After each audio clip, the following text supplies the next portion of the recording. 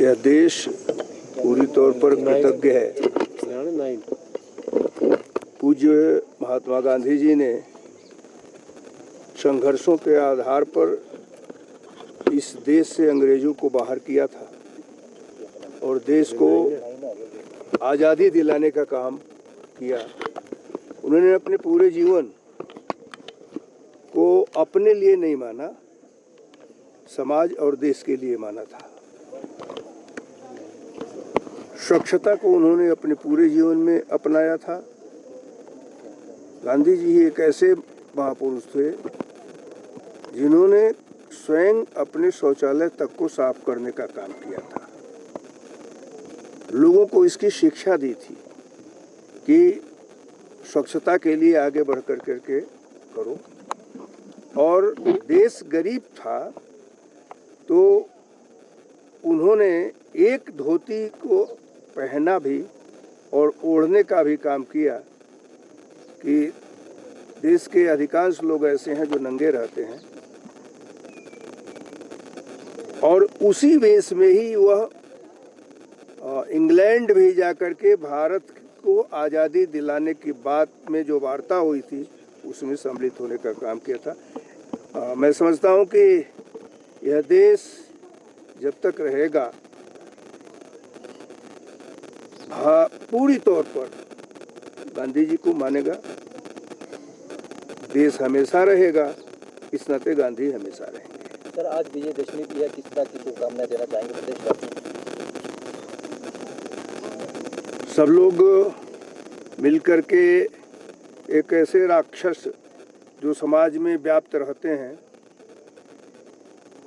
उनको मारने के लिए संकल्पबद्ध हो जाएं। रावण तो एक प्रतीक है और मैं समझता हूं कि जलाने की भी प्रक्रिया कभी शुरू हुई होगी, लेकिन उसके बुराइयों को जलाने का काम किया जाए तो समाज में जितनी भी बुराइयां व्याप्त हैं उन बुराइयों को इस दशहरा के दिन, विजयदशमी के दिन हम लोग समाप्त करने का काम करें। मैं समझता हूं कि हिमाचल प्रदेश में भी एक बहुत ही बड़ा बुराई का काम है। लोग जो नशा करते हैं, हम प्रतिबद्ध हों कि हम अपने स्वयं और अपने आसपास के लोगों को उससे मुक्त करने का काम करेंगे। सर, आज शास्त्री जी की भी जयंती है। अब यहाँ से हम लोग चल करके माननीय मुख्यमंत्री जी के साथ, जयराम जी के साथ शास्त्री जी के मूर्ति पर ही माल्यार्पण करेंगे। देश तो ये मान करके चलता है कि आज के दिन दो फूल खिले थे जिससे महका हिंदुस्तान, एक का नाम है अमन, एक का जय जवान जय किसान। राष्ट्रपिता महात्मा गांधी ने इस देश को, पूरी दुनिया को अहिंसा का रास्ता दिखाया।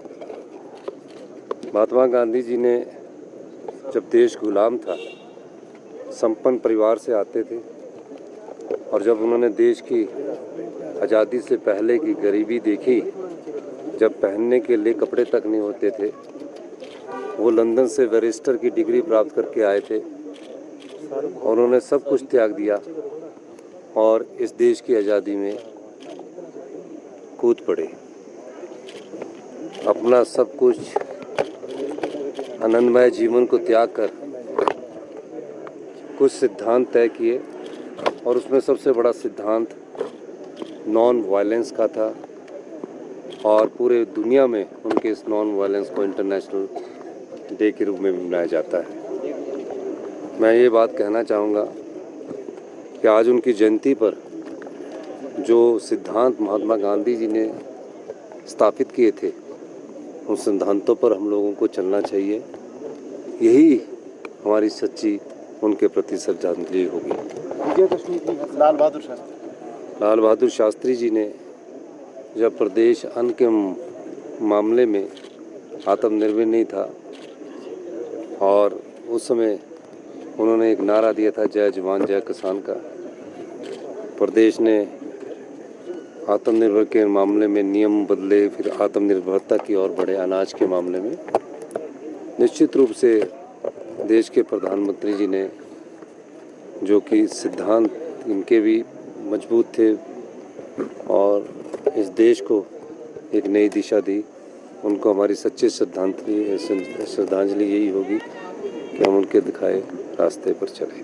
सर, आपकी सरकार ने नशे के खिलाफ एक बहुत ही चिट्टा फोर्स बनाने का किया है, एंटी कमांडो फोर्स, और जीरो टॉलरेंस की नीति अपनाई है। तो इस दिशा में सर अब कैसे सरकार आगे बढ़ेगी? देखो, चिट्टा के खिलाफ हमारी सरकार ने सख्त कदम उठाए हैं।